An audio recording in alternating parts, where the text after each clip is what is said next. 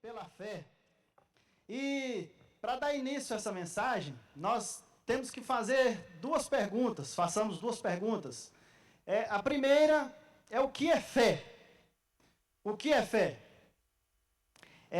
A fé, ela é a resposta do ser humano a Deus, que envolve uma aceitação na mente intelectual, confiança e obediência. Basicamente, a fé é isso, é confiar, obedecer e colocar essa fala, essa disposição mental em ação, em cumprimento à fé. Na fé no Senhor Jesus, a fé naquele que te salvou e me salvou. Então, a fé nada mais é do que a resposta humana ao Deus que se revela com amor aos seus. Então, a fé é a contrapartida do que Deus fez por nós. Não é isso? Concordam comigo ou não? Se discordar, vocês podem falar que nós retificamos o negócio, né? E há também uma segunda pergunta que nós devemos fazer, e façamos ela com a mente bem ligada. Como o mundo vê a fé? Como as pessoas do mundo, como a crença popular vê a fé? Como as pessoas que nós convivemos aí fora, que não conhecem a Cristo, que não conhecem o Senhor, ou às vezes até conhecem de ouvir falar, elas veem a fé. Será que elas veem a fé como eu e você vemos a fé? Será que elas veem a fé como o autor dos Hebreus estava querendo dizer àquele povo que estavam espalhados pela dispersão e que estavam angustiados e agoniados, querendo voltar às velhas práticas do judaísmo? Será que eles veem a fé assim? De uma maneira bem simples que nós vemos, os seres humanos sem Deus, eles veem a fé com uma confiança em algo, em alguém, em alguma coisa. Eles materializam a fé. Essa é básica. Eles materializam a fé. Eles colocam a fé deles em ídolos, em pessoas, na força do acaso, em coisas materiais, ou na sorte, nos rituais, nos benzimentos, não é? Não tem? Nas mandingas, naqueles 7 pulinhos no mar no primeiro dia do ano. Essa é a fé, a crença popular. É materializar aquilo que ele não está vendo, querendo que isso aconteça na vida dele através de uma confiança naquilo que está acontecendo. Até embaralhei aqui agora com essa conversa minha. Mas então, as pessoas do mundo, elas têm elas colocam a fé em coisas materiais. Na confissão positiva, como nós vemos, no dinheiro, nas suas próprias forças. Não tem o Senhor Jesus como seu alvo de fé. Tem a sua fé voltada para a confissão positiva, para coisas deste mundo, para coisas terrenas. Há uma história que um senhor, um homem, com aquela ganância, com aquele desejo muito grande de ser um milionário, provavelmente vocês conhecem essa história, ia no correio, pegava um cheque de 5 milhões, sem fundo, e mandava para ele mesmo, para que a mente dele focasse naquilo, e até que isso acontecesse, ele continuava mandando aquele cheque para ele. Então, olhando a palavra de Deus, olhando o texto de Hebreus, capítulo 11, que nós lemos agora, nós vemos o distanciamento da fé que o mundo professa e a diferença da nossa fé, a fé no Senhor Jesus Cristo. Não é a fé na fé, mas a fé com um objeto específico, a pessoa do nosso Senhor Jesus Cristo, aquele que veio na terra, aquele que se fez homem, aquele que não pecou, aquele que deu a vida por você e por mim. E hoje você está aqui essa noite. Você está aqui nessa noite para ouvir essa palavra de Deus, assim como os hebreus escutaram essa palavra há algum tempo atrás, que estavam desanimados, estavam querendo voltar para as velhas práticas do judaísmo. Deus também está querendo falar essa noite aos nossos corações. Deus está querendo falar aos nossos corações que nós temos que nos distanciar da materialização da fé, da fé em coisas que podem se ver, assim como diz o texto. Amém? Vai ser rápido, irmãos. Vai ser só 50 minutos. Estou brincando, vai ser estudando. Então, vamos destacar 3 certezas da verdadeira fé. É claro que a fé tem mais alguns aspectos. E aqui nós vamos destacar só 3, porque são as 3 que nós vimos no texto, tá ok? Acompanha aí comigo. Versículo 1 diz assim: ora, a fé é a certeza de coisas que se esperam e a convicção de fatos que não se vê. Então, a primeira certeza é a certeza do futuro. É uma certeza do futuro. A verdade é que nós, seres humanos, na sua totalidade, nós vivemos essa grande incerteza de um futuro desconhecido e um presente que ele é despercebido. As coisas passam ao nosso redor, nós não vemos, preocupados com o futuro. Mas o que o apóstolo está falando aqui, o provável escritor de Hebreus, está dizendo que a fé é a convicção de fatos que não se veem. Então, nós temos que buscar a segurança naquilo que está no alto, naquilo que está nos céus, e não nas coisas do presente, não nas coisas que estão materializadas. E é difícil para a gente, eu confesso para vocês que é difícil mesmo, porque nós aprendemos assim, desde pequeno nós aprendemos assim, não é isso? Nós aprendemos que as previsões elas dão errado, aprendemos que a previsão do tempo, tem dias que chove, o povo fala que chove e não chove, tem dia que o povo fala que não vai chover, as mulheres saem com o cabelo, com a chapinha, chega no meio da rua, volta com o cabelo todo embaranhado. Tem dia que acontecem muitas coisas de previsões que as pessoas fazem achando que conseguem, que colocam sua fé naquilo. Então, é um choque para nós. E é difícil olhar para a fé, vivermos a nossa vida, no meu caso, foram 30 anos vivendo, materializando a minha fé, deixando a minha fé ser voltada para coisas terrenas, coisas do mundo, na minha própria força, e eu chegar na igreja, chegar aos pés do Senhor, e Ele me dizer que a fé é a convicção de fatos que não se veem. Não se veem. Então, a especialização da fé é em fatos que não se veem. É o futuro, é o invisível. É o invisível. E por que disso? Porque nós somos peregrinos nessa terra. Alguém disse isso aqui esses dias, nós somos peregrinos aqui nessa terra. Nós não somos desta pátria, nós somos da pátria celestial. Jesus chamou para que nós estivéssemos ainda no mundo, mas que não fôssemos do mundo. A nossa vida, ela pertence ao Senhor, ao dono da sua vida e da minha vida. Nós não devemos fazer o que queremos, nem o que desejamos, nem o que o nosso coração deseja, mas devemos fazer o que o coração do Senhor deseja para nós, que é colocar a nossa fé totalmente naquele que deu o seu Filho, para que todo aquele que nele crê tenha fé, tenha salvação.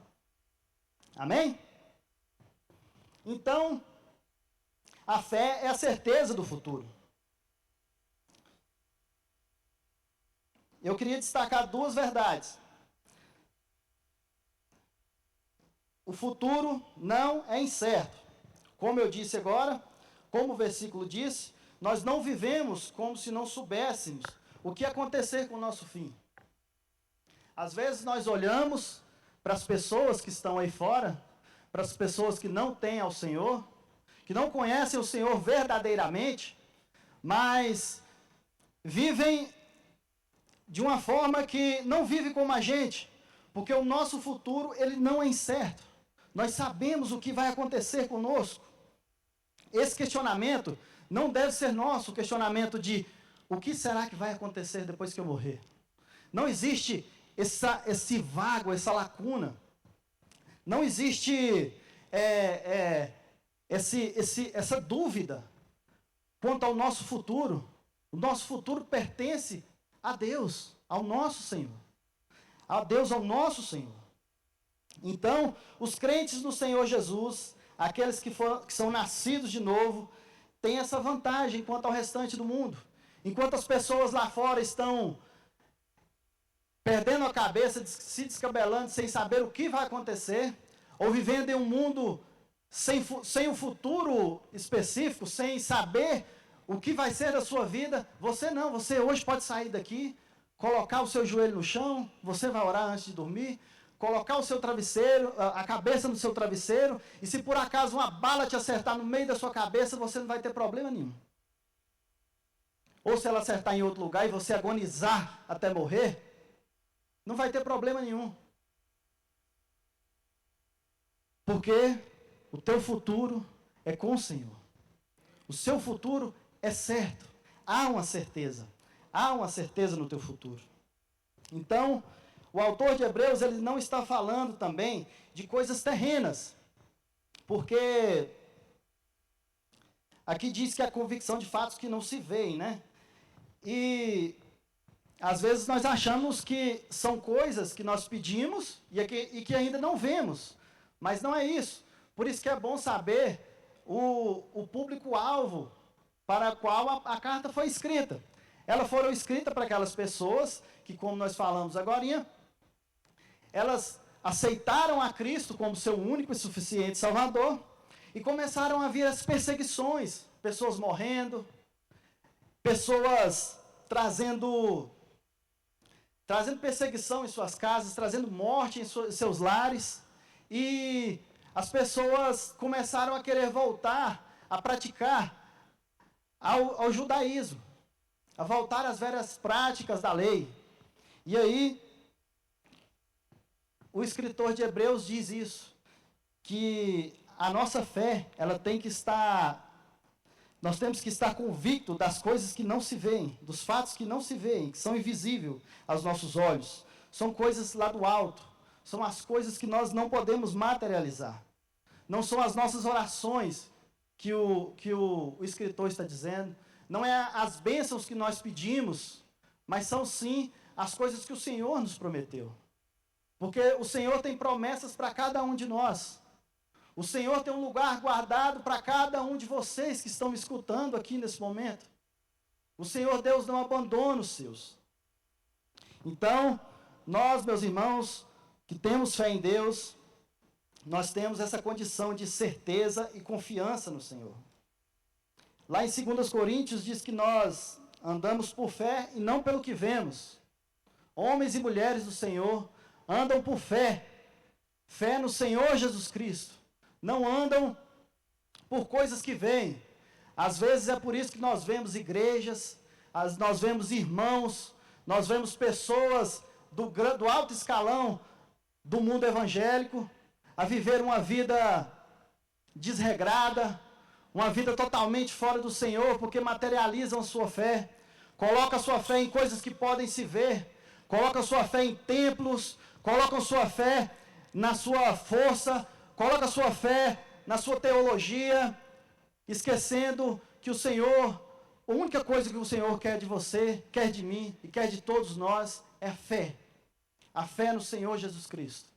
A fé que não precisa de uma imagem para materializar aquela fé. É a fé que coloca o joelho no chão e consegue imaginar e ter a convicção e a certeza que existe um Cristo, um Senhor, um Deus triuno que está no céu olhando por você. Mesmo com a sua grandeza, Ele olha na sua pequenez. Ele olha dentro do seu coração. Ele olha dentro da sua mente. Ele vê a miséria que passa dentro das nossas vidas. E mesmo assim, Ele olha para nós com misericórdia. Mesmo assim, Ele deu o seu único filho para derramar o sangue em nosso lugar. Louvado seja Deus por isso. E também há uma segunda verdade. Porque nós veremos todas as promessas. Lá em Apocalipse, capítulo 21, versículo 4, diz que Ele enxugará os olhos toda lágrima, e não haverá mais morte, nem tristeza, nem choro, todas essas coisas passaram para sempre. Está vendo o que nos espera? O que espera você e eu? É isso que o autor de Hebreus diz para que nós tenhamos fé. A fé na certeza dessas coisas que que se esperam e a convicção de fatos que não se veem. Nós não conseguimos ver isso agora, mas nós temos que ter a fé que o nosso Deus é poderoso para fazer. O nosso Deus é misericordioso para dar a vida eterna, dar uma vida de ausência de sofrimento, dar a nós recompensas pelaquilo que fizemos, dar a nós uma comunhão com Ele e corpos glorificados. Não teremos mais esses corpos cansados da idade, de doenças e enfermidades, totalmente tomados pelo pecado, mentes e corações vazios. Não, não, não. O Senhor, por pura misericórdia, nos dará o puro amor dEle, o Espírito Santo dEle. Iremos provar, experimentar da total comunhão com o Senhor, da total comunhão com Deus que é Salvador, misericordioso, santo e galardão também. Então até aí estamos bem, né? Então vamos para a segunda certeza. Vocês lembram que eu falei que eram 3 certezas, né? Vamos para a segunda certeza, que é a certeza da aprovação de Deus. Versículo 2 diz que, pois pela fé, os antigos obtiveram bom testemunho. Como nós vimos aí na história que segue o restante do capítulo, o escritor de Hebreus vai escalar os heróis da fé, que inclusive na Bíblia diz os heróis da fé, alguns exemplos de fé.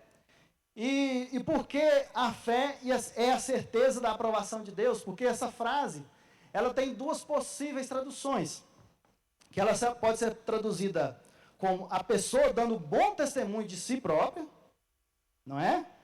Para Deus, Deus vendo, ou o próprio Deus dando aprovação a essa pessoa. Então eu decidi colocar a fé é a certeza da aprovação de Deus, que puxa a sardinha mais para o nosso lado, né? Deus nos aprovando. E é o que a palavra de Deus diz. Então, à medida que nós vamos lendo essa escala dos heróis da fé, que está do versículo 4 em diante, nós vamos vendo que a fé, ela antecipa o futuro para as pessoas. Nós não vemos aquilo que vai acontecer, mas nós sabemos. Sabemos o que vai acontecer.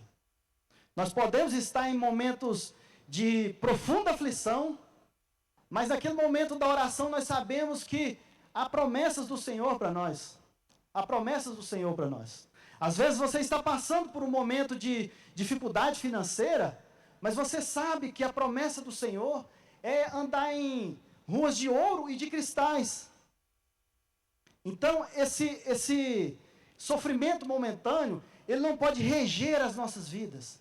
Ele não pode ditar os passos em que andamos. Ele não pode ditar as coisas que fazemos. Nós temos que agir no presente, como os homens de fé que foram escalados aqui. Do versículo 4 em diante, fala sobre os patriarcas também. E aí, se você quiser ler, fique à vontade depois. E do mesmo jeito, ele avalia o passado. E desse mesmo modo tem que ser as nossas vidas. Temos que agir no presente, tendo a convicção do que tem para nós, guardado para nós, crentes, nascidos de novo, crentes no Senhor, nascidos de novo, e olhando para o passado e vendo o que Deus já fez por nós, vendo de onde Deus nos tirou, onde Ele nos colocou e para onde Ele nos quer levar. Ele quer nos levar. Então não são coisas momentâneas, não são doenças, não são atribulações, não são dificuldades financeiras que podem tirar o sorriso do seu rosto. Porque você tem que viver pela fé. Você não pode viver pelas forças que você tem no seu corpo. Você tem que viver pela fé no Senhor Jesus Cristo. Nós vemos tantos e tantos testemunhos de pessoas que estão fora desse rol dos heróis da fé, que nos deixam animados. Então nós devemos analisar de onde Deus nos tirou, quem éramos antes do Senhor nos encontrar, quem éramos antes de sermos transformados pelo Evangelho, de conhecer o Evangelho, e projetar aquilo que o Senhor tem para nós em nossas vidas, e começar a viver isso hoje. Que nós possamos sair daquela porta ali totalmente convictos que nós vivemos pela fé. Nós não vivemos pelas línguas alheias. Nós não vivemos por religião ou por placa de igreja. Nós vivemos pela fé no Senhor Jesus Cristo. Nós vivemos e queremos viver como viveram os antigos homens de Deus. Pela fé, confiando no Senhor. Pela fé. Nós vemos Abel que ofereceu o sacrifício melhor do que seu irmão Caim. Versículo 4. Enoque que não provou a morte por causa do seu serviço fiel a Deus. Noé salvou a sua família do dilúvio, do julgamento de Deus, por causa de sua fé na palavra do Senhor. Noé confiou na palavra de Deus e foi salvo ele e a casa dele. Você também tem essa oportunidade hoje de crer no Senhor verdadeiramente e deixar de colocar a fé na sua força, nas suas forças, e colocar a sua fé nas forças do Senhor. Colocar a fé no Senhor, porque a obra é dele, quem vai fazer é ele. Você só será um instrumento do Senhor. José também previu pela fé o êxodo de Israel do Egito para a terra prometida. Os pais de Moisés, que pela fé esconderam seu filho, que seria o futuro líder de Israel, da ira de Faraó. Moisés escolheu pela fé se identificar com o sofrimento de seu povo, embora pudesse ter escolhido os prazeres, a riqueza, a segurança do pecaminoso Egito. Será que nós não estamos vivendo assim? Deixando de viver pela fé, porque os nossos olhos brilham quando nós olhamos para o mundo e vemos tudo que ele oferece? Será que o nosso coração se enche de alegria ao ver os pratos e o banquete que Satanás coloca à nossa frente com as coisas do mundo e nós esquecemos de viver pela fé? Vivemos pelo desejo e o prazer. Vivemos ao nosso bel prazer. Esquecemos que Deus tem um projeto para a minha vida e para a sua vida. Esquecemos que Deus tem um projeto na humanidade e depende de mim e de você. Ele conta conosco. Ele pode usar outras pessoas, mas Ele conta comigo e com você. Existem pessoas melhores do que nós, pessoas com mais inteligência, pessoas mais estudadas, pessoas ricas, milionárias, pessoas que têm uma alta cognição, pessoas que são bem relacionadas no mundo, mas Deus escolheu a nós. E nós colocamos o nosso joelho no chão e perguntamos: por que, Senhor, o Senhor me escolheu? O que o Senhor viu em mim? É igual aquele ditado: que diabo o Senhor viu em mim? Não é isso não. O que o Senhor viu em mim? Mas é misericórdia, meus irmãos. É misericórdia do Senhor por sobre as nossas vidas. Amém? Vamos para a nossa terceira certeza, de acordo com o texto que lemos. É a certeza da fé. A fé é a certeza do poder de Deus. Nós confessamos que Deus nos dá futuro, nos dá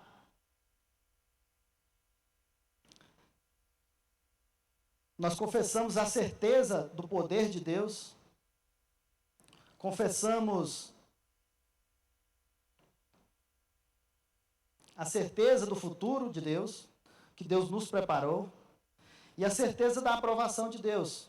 E agora vamos falar do poder do nosso Deus. Porque versículo 3 diz bem assim: pela fé, entendemos que foi o universo formado pela palavra de Deus, de maneira que o visível veio a existir das coisas que não aparecem. Então, nós cremos que foi Deus quem criou o universo, criou o mundo, criou as pessoas, criou os animais.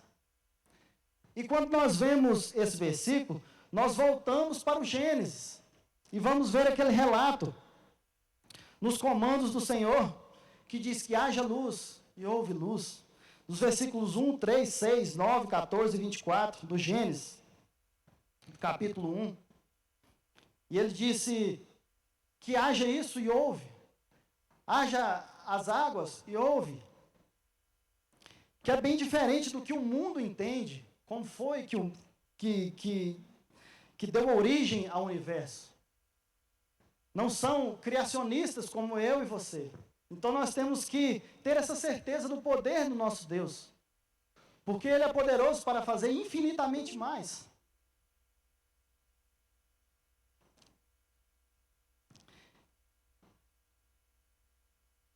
Bora lá no Gênesis.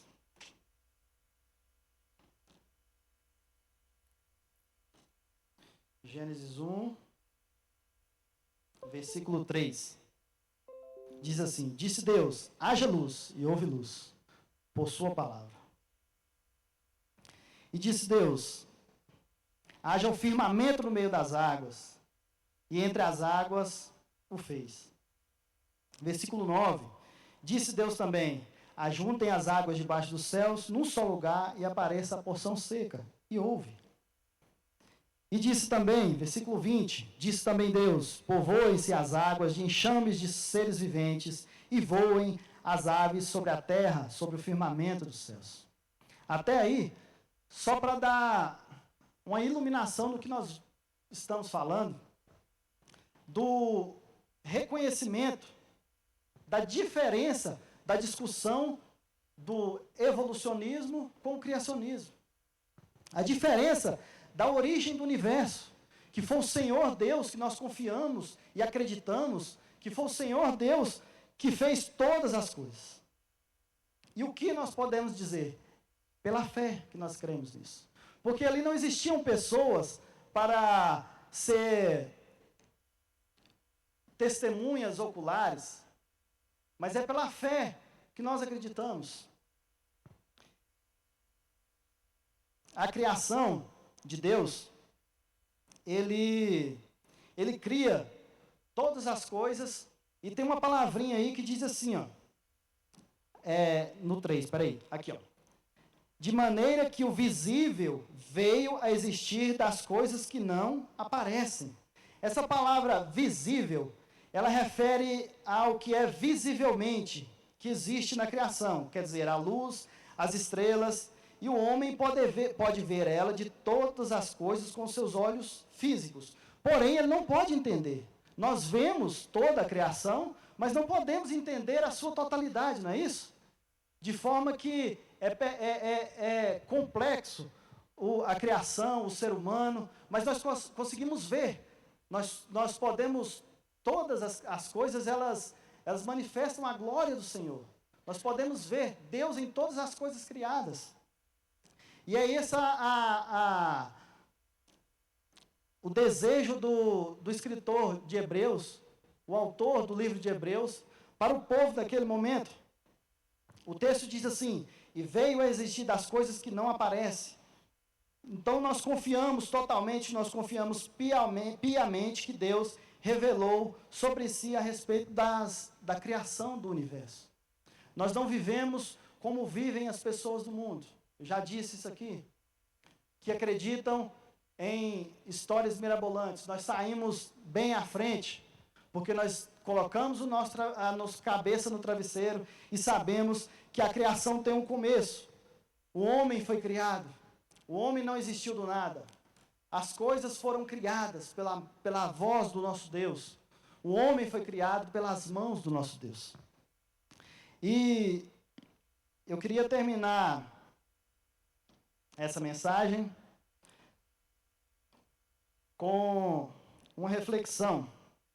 Dizer que Hebreus, capítulo 11, do versículo 1 ao 3, nos desafia a viver uma vida de fé, confiando nas promessas do Senhor. Promessas essas não terrenas, mas promessas celestiais. Que possamos, como os heróis da fé, ser conhecidos por nossa confiança inabalável em Deus e nosso testemunho impactante. Assim como os homens do Senhor que passaram por essa terra, que tenhamos também essa fé convicta no nosso Deus. Amém? Vamos nos colocar de pé e orar agora? Senhor Deus e meu Pai, em nome de Jesus, nós glorificamos e exaltamos o Teu nome, Senhor. Falamos, Pai querido, Pai amado, da Tua palavra, Senhor. E em nome de Jesus, Queremos agora sair daqui convictos daquilo que Tu quer para nós, Senhor. Pedimos a Ti, Senhor Deus e meu Pai, que muda o nosso entendimento, Senhor. Façamos essa pergunta agora, Pai querido. Qual aspecto de nossas vidas precisa ser mudado para que nós tenhamos essa fé necessária? Ó, Pai querido, que o Senhor tem nos chamado, meu Deus, para fazer que nós não temos a confiança de fazer ainda, porque apoiamos a nossa fé em nossas forças. Ajuda-nos, Pai querido, em nome de Jesus. Através da Tua palavra, Senhor Deus, falar aos nossos corações. Fazer aquilo que é a Tua vontade, Senhor. Fazer aquilo, Pai querido, que o Senhor deseja para nós, Pai. Em nome de Jesus, Deus, nós glorificamos e exaltamos o Teu nome. Porque só Tu és Deus, só Tu és Pai, só Tu és o Deus misericordioso. Em nome de Jesus, amém.